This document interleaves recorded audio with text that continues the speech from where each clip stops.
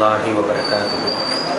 الحمد لله رب العالمين والصلاة والسلام على سيد المرسلين وعلى آله وأصحابه أجمعين ومن تبعهم بإحسان إلى يوم الدين. أما بعد رب اشرح لي صدري ويسر لي أمري واحلل عقدة من لساني يفقهوا قولي ربي زدني علما. புகழும் புகழ்ச்சியும் நம் அனைவரையும் படைத்து பரிபாலிக்கக்கூடிய ஏகரட்சகனாகிய அல்லாஹ்வுக்கே உரித்தாகுக.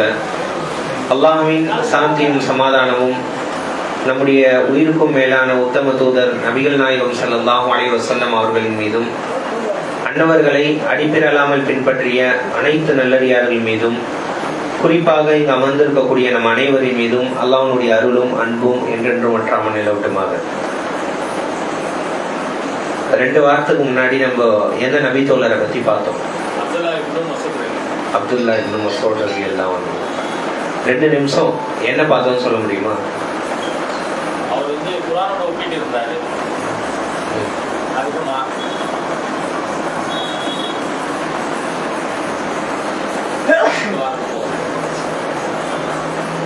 வேற யாராவது என்ன பார்த்தோம் அதுல?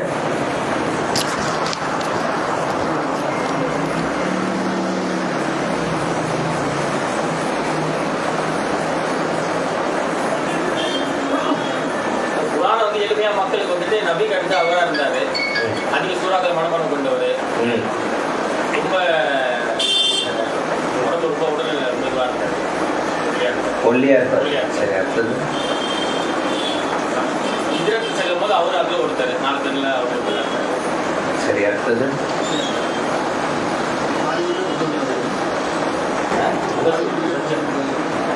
வேற யாராவது சொல்லலாமே கொஞ்சம். இதே கேட்டு இருந்தீங்கன்னா அந்த வாரம் இது கூட வரமாட்டோம்னு சொல்லிட்டு அப்படின்னு இல்லை, சும்மா ஒரு நினைவுபடுத்திக்கிட்டு போறதுக்கு. 6வது நபரா இஸ்லாமிய மார்க்கத்தை ஏற்றிருந்தாரு. அதே மாதிரி வந்து நபி ஸல்லல்லாஹு அலைஹி வஸல்லம் அவர்களுடைய வீட்டினுடைய பணிவிடையாளராக இருந்தார். இந்த விஷயங்கள் எல்லாத்தையும் நம்ம பார்த்தோம். கடைசியா நம்ம பார்த்தது எங்க வந்து நம்ம வந்து கடைசியா நிப்பாட்டணும்னு சொன்னா, அப்துல்லா இப்னு மஸ்ஊத் ரலியல்லாஹு தஆலா அவர்கள் எல்லா போர்க்களங்களிலும் கலந்து கொள்ளக்கூடியவராக இருந்தாருன்னு பார்த்தோம். நபி ஸல்லல்லாஹு அலைஹி வஸல்லம் அவர்களுடைய காலத்தில் நடைபெற்ற எல்லா போர்க்களங்களிலும் கலந்து கொண்டார். குறிப்பாக பத்ர் போர்க்களத்துல. பத்ர் போர்க்களத்துல வந்து யார் கலந்து கொண்டாங்களோ அவங்களுக்கு தனிப்பட்ட சிறப்புகள் இருக்கு. என்ன சிறப்பு இருக்கு அவங்களுக்கு? அவர்கள் செய்த பாவங்கள் அனைத்துமே மன்னிக்கப்படும். இதான் அவங்களுக்கு இருக்கக்கூடிய தனிப்பட்ட சிறப்பு. பத்ர் போர்க்களத்துல யார் கலந்து கொண்டார்களோ அவருடைய பாவங்களை வந்து அல்லாஹ் தஆலா வந்து மன்னித்து விட்டான். அந்த ஒரு சஹாபியா யார் இருந்தாங்கன்னா அப்துல்லா இப்னு மஸ்ஊத் ரலியல்லாஹு தஆலா அவர்கள் இருந்தாங்க. இப்ப குறிப்பா நம்ம வந்து சஹாபாக்களை வந்து எடுத்துக்கொண்டோம் என்று சொன்னால், சில சஹாபாக்கள் எதுல இருப்பாங்கன்னா கல்வியை கற்றுக்கொள்ளக்கூடிய விஷயத்துல இருப்பாங்க. ஆனா அவர்கள் போர்க்களங்கள்ல அதிகமா ஈடுபட மாட்டாங்க. சில நபி தோழர்கள் போர்க்களங்கள்ல அதிகமா ஈடுபடுவாங்க. ஆனா கல்வி கற்றுக்கொள்ளக்கூடிய விஷயங்கள்ல அவங்கள வந்து பார்க்க முடியாது. உதாரணமா ஹாலித் பின் வலீத் ரலியல்லாஹு அன்ஹு அவருடைய பெயரை வந்து எங்க கேள்விப்பட முடியும்? போர்க்களங்கள்ல அதிகமாக வந்து கேள்விப்பட முடியும். ஆனா வந்து நபிமொழிகளை வந்து அறிவிக்கக்கூடியவரா ஹாலித் பின் வலீத் ரலியல்லாஹு அன்ஹு பார்க்க முடியாது. இந்த நபிமொழியை ஹாலித் பின் வலீத் ரலியல்லாஹு அன்ஹு அவர்கள் அறிவித்தார்கள் அப்படின்னு நம்ம பார்த்தோம்னு சொன்னா ரொம்ப கம்மியா தான் இருக்கும். ஆனா அப்துல்லா இப்னு மஸ்ஊத் ரலியல்லாஹு தஆலா அவர்களை பொறுத்தவரை இவர் வந்து எல்லா துறையிலும் ஈடுபட்ட ஒரு நபி தோழராக இருந்தார். குர்ஆனை வந்து மக்களுக்கு போதிக்கக்கூடிய விஷயமா இருக்கட்டும், குர்ஆனுக்கு வந்து விரிவுரை சொல்லக்கூடிய ஒரு நபி தோழராகவும் இருந்தார். அதிகமாக நபிமொழிகளை அறிவித்த நபி தோழர்களையும் இவர் வராரு. அதே போன்று நிறைய போர்க்களங்கள்ல கலந்து கொண்ட ஒரு நபி தோழராகவும் யார் இருக்காங்கன்னு சொன்னா அப்துல்லா இப்னு மஸ்ஊத் ரலியல்லாஹு தஆலா அவர்கள் இருக்கிறார்கள். இது அவருடைய சிறப்பாக இருந்தது. இறுதியாக நம்ம பார்த்தது என்னன்னா, அப்துல்லா இப்னு மஸ்ஊத் ரலியல்லாஹு தஆலா அவர்கள் நபி ஸல்லல்லாஹு அலைஹி வஸல்லம் அவருடைய காலகட்டத்திலே எல்லா போர்க்களங்களிலும் கலந்து கொண்ட ஒரு நபி தோழராக இருக்கிறார். அடுத்து நபி ஸல்லல்லாஹு அலைஹி வஸல்லம் அவர்கள் எந்த அளவுக்கு அப்துல்லா இப்னு மஸ்ஊத் ரலியல்லாஹு தஆலா அவர்களை கண்ணியப்படுத்தினார்கள் என்று சொன்னால், நபி ஸல்லல்லாஹு அலைஹி வஸல்லம் அவர்கள் மீதுதான் குர்ஆனானது இறக்கப்பட்டது. நபி ஸல்லல்லாஹு அலைஹி வஸல்லம் அவர்கள் யாரையும் அழைத்து எனக்கு குர்ஆன் ஓதி காட்டு, நான் கேட்க வேண்டும் என்று நபி அவர்கள் அதிகமாக கூறியதில்லை. ஆனா அப்துல்லா இப்னு மஸ்ஊத் ரலியல்லாஹு தஆலா அவர்கள் ஒரு நாள் அமர்ந்து கொண்டிருக்கிறார்கள். அமர்ந்து கொண்டிருக்கக்கூடிய அந்த சமயத்துல நபி ஸல்லல்லாஹு அலைஹி வஸல்லம் வராங்க. வந்து அப்துல்லா இப்னு மஸ்ஊத் ரலியல்லாஹு தஆலா அவர்கள் மீது அமர்ந்து சொல்றாங்க, இக்ரா அலைய, அப்துல்லா இப்னு மஸ்ஊதே நீங்க என்ன பண்ணுங்க, எனக்கு குர்ஆனை ஓதி காட்டுங்கன்னு சொன்னாங்க. இது எவ்வளவு பெரிய ஒரு பாக்கியம் யோசிச்சு பாருங்க. ரசூலுல்லாஹ் மீது தான் குர்ஆன் ஆனது இறக்கப்பட்டது. குர்ஆன் ஆனது இறக்கப்பட்ட நபி ஸல்லல்லாஹு அலைஹி வஸல்லம் அவர்களே என்ன பண்றாங்க, ஒருவரை அழைத்து எனக்கு நீங்க குர்ஆனை ஓதி காட்டுங்கன்னு சொன்னா அது எவ்வளவு பெரிய ஒரு பாக்கியம். அந்த பாக்கியம் யாருக்கு தான் கிடைச்சதுன்னு சொன்னா அப்துல்லா இப்னு மஸ்ஊத் ரலியல்லாஹு அவங்களுக்கு தான் கிடைச்சது. உடனே அப்துல்லா இப்னு மஸ்ஊத் ரலியல்லாஹு தஆலா அவர்கள் கேட்கிறாங்க, கைஃபா நக்ரஉ வ உன்ஸில அலைக, யா ரசூலல்லாஹ் நீங்க ஏதாவது விளையாடுறீங்களா? குர்ஆனையே அல்லாஹ் தஆலா யாரின் மீது தான் இறக்கி வைத்திருக்கிறான், உங்களின் மீது தான் அல்லாஹ் தஆலா குர்ஆனையே இறக்கி வைத்திருக்கிறான். இப்படிப்பட்ட நிலையில நான் வந்து உங்களுக்கு குர்ஆன் ஓதணுமா அப்படின்னு கேட்டனவே நபி ஸல்லல்லாஹு அலைஹி வஸல்லம் சொன்னாங்க, நான் வந்து பிறர் வந்து குர்ஆன் ஓதி கேட்பதை அதிகமாக ஆசைப்படுவேன் அப்படின்னு சொல்லியிருக்காங்க ரசூலுல்லாஹ். நபி ஸல்லல்லாஹு அலைஹி வஸல்லம் அவங்களுடைய நிலைமையே இந்த அளவுக்கு ஆசைப்பட்டிருக்காங்கன்னா நம்ம என்னைக்காவது குர்ஆனை வந்து ஒருத்தவங்க ஓத சொல்லி கேட்டிருக்கோமா? நம்மளும் படிக்கிறது இல்ல. அதே மாதிரி குழந்தைங்க நம்ம வீட்டுல இருப்பாங்க, நீ ஓதுவாப்பா நான் கேட்கிறேன், அதுவும் நம்மளது இல்லை. அதே போன்று குர்ஆனை வந்து ஓதி கேட்பதற்கு பல்வேறுபட்ட உபகரணங்கள்லாம் இந்த உலகத்துல வந்து அதிகமாக வந்து விட்டது. யூடியூப்ல வந்து முழு குர்ஆன் இருக்கு, பல காரிகளுடைய குர்ஆன் இருக்கு. ஆனா நம்மளுடைய நிலைமை எப்படி இருக்கு? பாட்டு ஏதாவது இருந்தா அதை போட்டு கேட்போம். இவங்களுடைய வாய்ஸ், இவர் பாடினா நல்லா இருக்கும், அவர் பாடினா நல்லா இருக்கும்னு சொல்லிட்டு பாட்டை வந்து மாற்றி மாற்றி வந்து கேட்கக்கூடியவர்களாக இருக்கிறோம். ஆனா இம்மையிலையும் மறுமையிலையும் நாளைக்கு நமக்கு வந்து பல பயன்களை தரக்கூடிய குர்ஆனை வந்து ஒரு ஓதி அதை கேட்பதற்கு நம்ம இல்லவே இல்லை. ஆனா இது நபி வழியாக இருந்திருக்கு. நபி ஸல்லல்லாஹு அலைஹி வஸல்லம் அவர்களே என்ன பண்ணியிருக்காங்க, இதுவும் சுன்னத். நபி ஸல்லல்லாஹு அலைஹி வஸல்லம் அவர்களே என்ன பண்ணியிருக்காங்க, குர்ஆனை பிறர் ஓதி அதை கேட்டு இருக்கிறார்கள். இறுதியாக சூரத்துன் நிசாவுடைய 48வது வசனம் ஓதிக்கொண்டே வருகிறார் அப்துல்லா இப்னு மஸ்ஊத் ரலியல்லாஹு தஆலா அவர்கள். குர்ஆனை ஓதிக்கொண்டே வருகிறார். இறுதியாக சூரத்துன் நிசாவுடைய 48வது வசனத்தை ஓதுகிறார். இந்த வசனத்தை ஓதிய உடனே நபி ஸல்லல்லாஹு அலைஹி வஸல்லம் அவர்கள் அவ்வாறாகவே அழ ஆரம்பிச்சாங்க. அழுந்து நபி ஸல்லல்லாஹு அலைஹி வஸல்லம் அழுந்து அந்த கண்ணீரானது அவங்களுடைய தாடியை நினைத்து அப்படியே விழுது. இதை பார்த்து அப்துல்லா இப்னு மஸ்ஊத் ரலியல்லாஹு தஆலா அவர்கள் குர்ஆன் ஓதுறது நிப்பாட்டிடுறாங்க. ரசூலுல்லாஹ் என்ன பண்றாங்கன்னு சொன்னா குர்ஆன் ஓதுறத வந்து நிப்பாட்ட சொல்லிடுறாங்க. என்ன வசனம் இது? எந்த வசனத்தை அப்துல்லா இப்னு மஸ்ஊத் ரலியல்லாஹு தஆலா அவர்கள் ஓதினார்கள் சொன்னா அல்லாஹ் தஆலா குர்ஆன்ல சொல்வான், ஃபகைஃப இதா ஜினா பிக அலா குல்லி உம்மத்தின் ஷஹீதா. எந்த ஒரு வசனம் சொன்னா நாளைக்கு மறுமையினுடைய நாளிலே எல்லா சமுதாயத்து மக்களும் வருவார்கள், எல்லா நபிமார்களும் வருவார்கள். அனைத்து நபிமார்கள் வந்தோனவே அல்லாஹ் தஆலா இந்த நபிமார்களை சாட்சியாளர்களாக ஆக்குவான். எதுக்கு சாட்சியாளர்களாக ஆக்குவான்? நபிமார்கள் எதற்கு சாட்சியாளர்களாக வருவாங்க?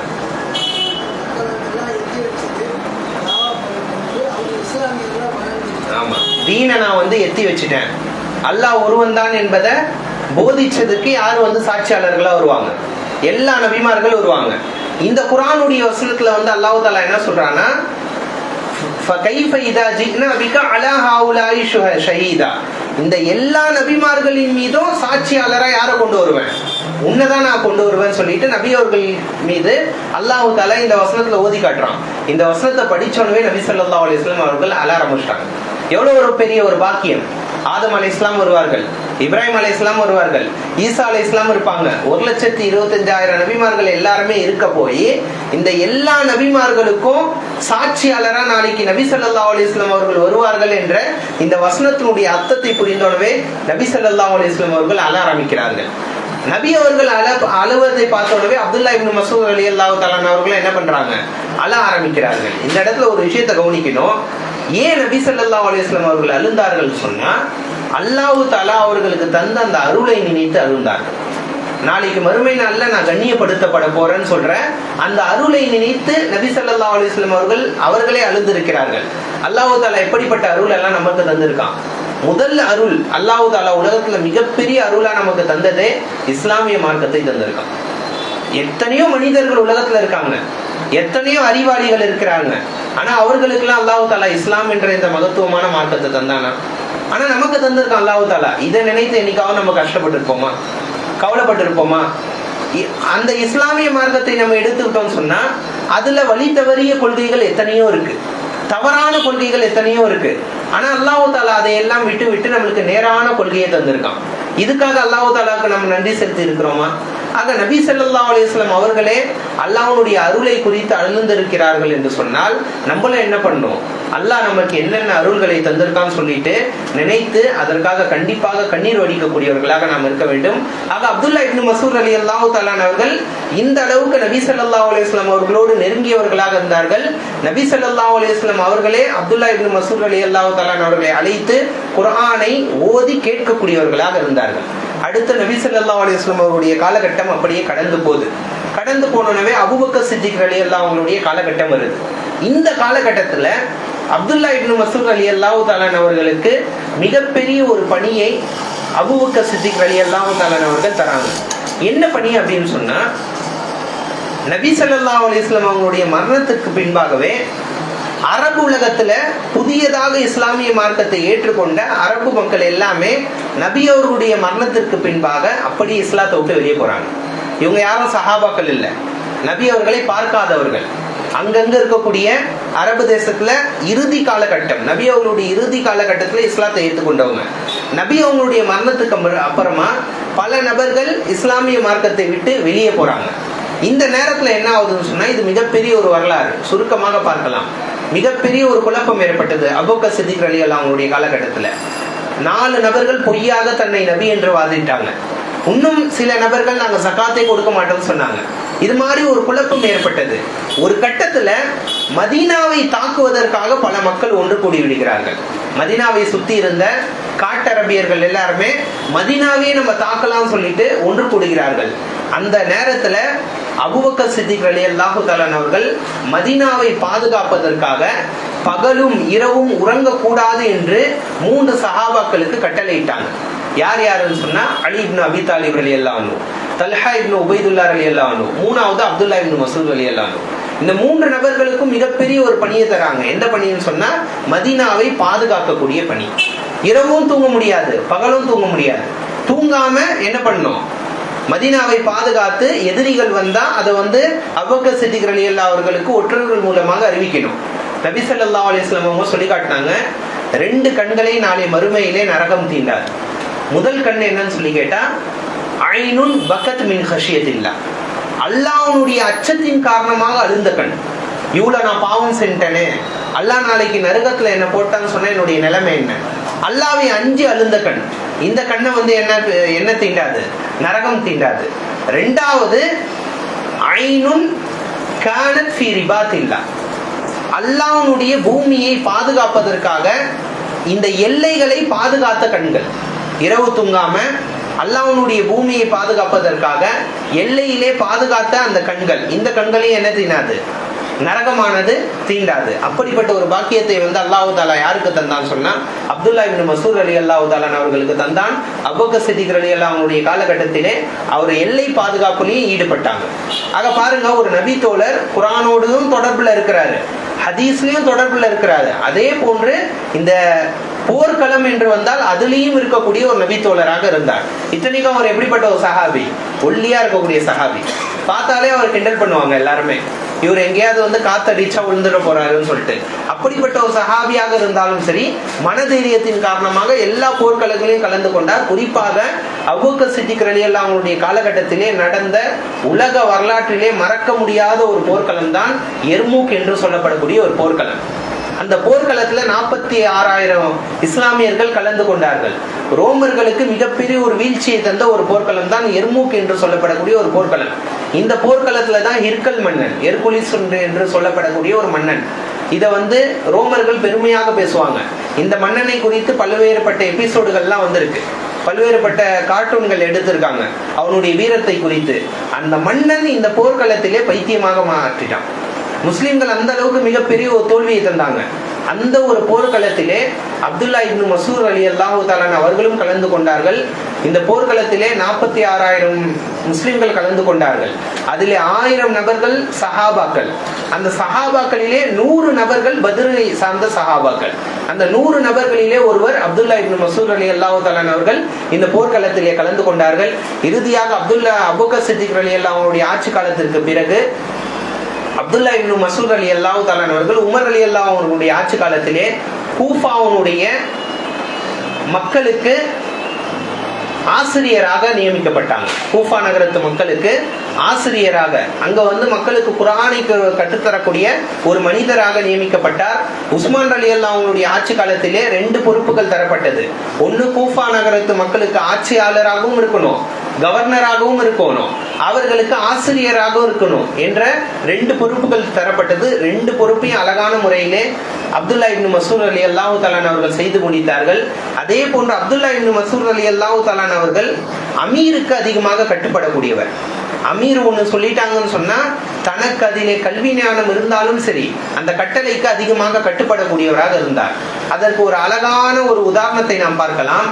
உஸ்மான் ரலியல்லாஹு தஆலா அவர்களுடைய காலகட்டத்திலே ஒரு மிக முக்கியமான ஒரு பணியானது மேற்கொள்ளப்பட்டது. என்ன பணின்னு சொன்னாங்க? உதாரணமா சொல்ல போனா அபூபக்கர் சித்திக் ரலியல்லாஹு அவங்களுடைய காலகட்டத்திலே முதலாக குர்ஆனானது புத்தக வடிவிலே தொகுக்கப்பட்டது. ஆனா உஸ்மான் ரலியல்லாஹு அவங்களுடைய காலகட்டத்திலே எப்படி அதை மறுசீரமைப்பு செய்யறாங்கன்னா, இப்போ நம்மளுடைய ஊரை நம்ம எடுத்துக்கிட்டோம்னா சென்னைக்குன்னு சொல்லிட்டு ஒரு ஸ்லாங் இருக்கும், தமிழ் தான் அது. ஆனா சென்னைக்குன்னு சொல்லிட்டு ஒரு ஸ்லாங் இருக்கும், கோயம்புத்தூருக்குன்னு ஒரு ஸ்லாங் இருக்கும், நாகப்பட்டினத்துக்குன்னு ஒரு ஸ்லாங் இருக்கும்.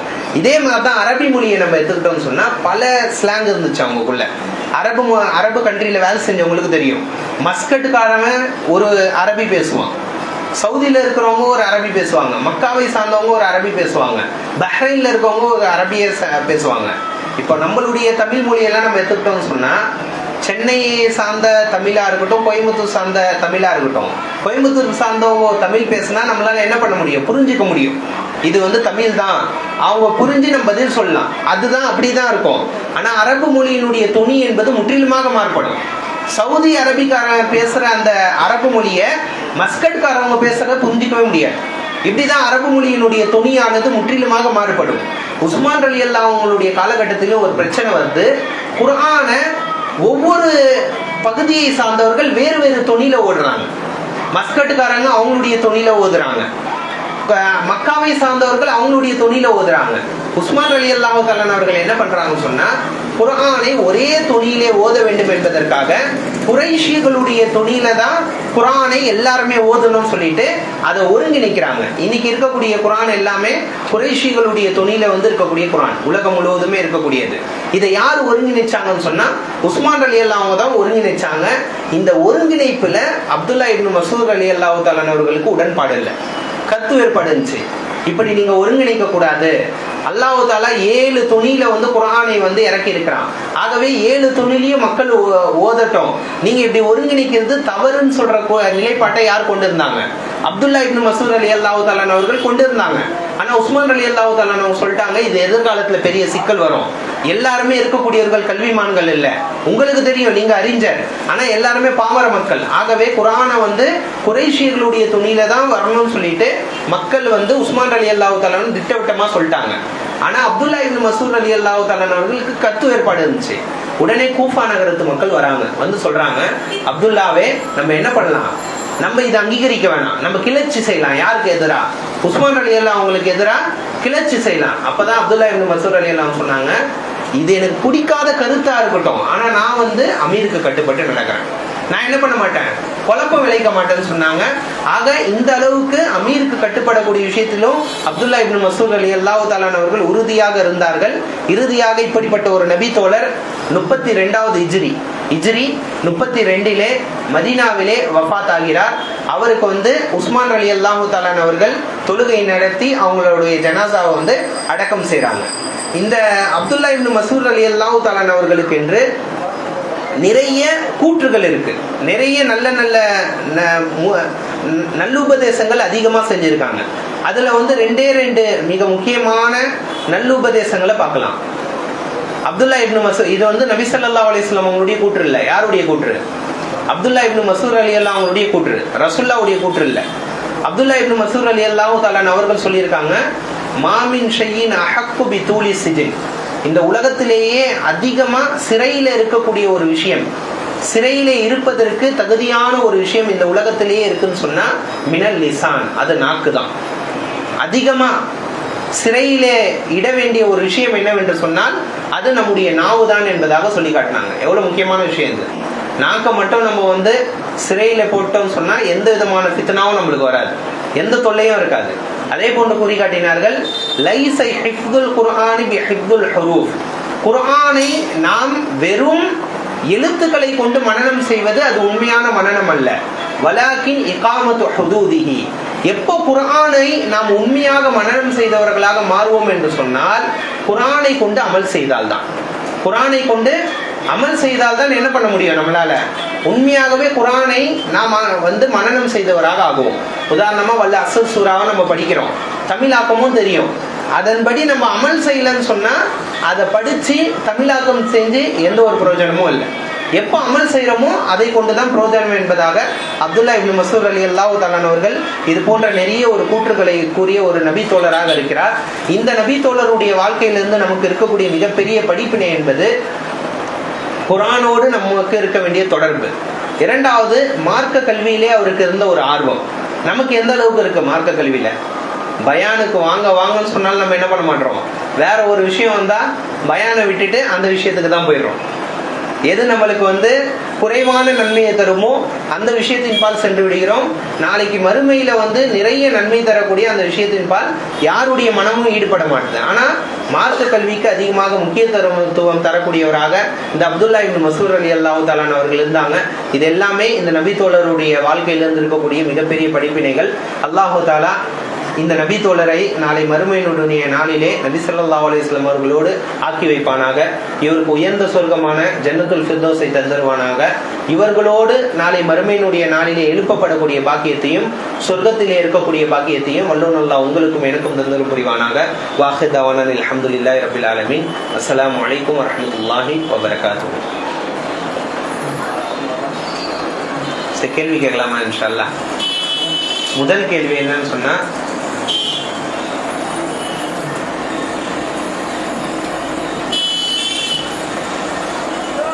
அப்துல்லா இப்னு மசூத் ரலியல்லாஹு தஆலா அவர்கள் எந்த வசனத்தை ஓதி காமிச்சாங்க? சூரத்து நிசாவுடைய 48வது வசனம். ஓகே. வேற யாராவது தெரிஞ்சு சொல்லாம இருந்தீங்களா? ஆனா நோட் பண்ணீங்க, நீங்க தெரியும்.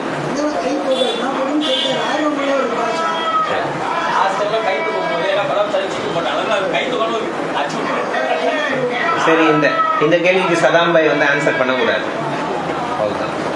ஒன்று வாங்கியாச்சுல. சரி, அடுத்த கேள்வி அப்துல்லா இப்னு மசூத் ரலியல்லாஹு தஆலா அவர்கள் எந்த ஆண்டு மரணித்தார்கள்? 32. சரி, சீட்டு குலுக்கி பார்த்துக்கலாம். யார் யார் ஆன்சர் பண்ணது?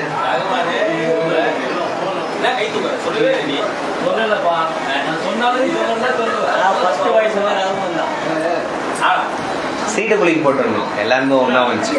சீட்டு குலுக்கி போடுங்க. யார்? ரஹ்மான் பாய் தான் சொன்னார்.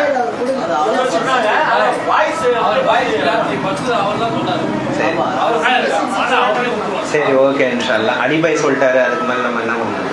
ஓகே. எங்க தலைவரே? சதாம் பாய்.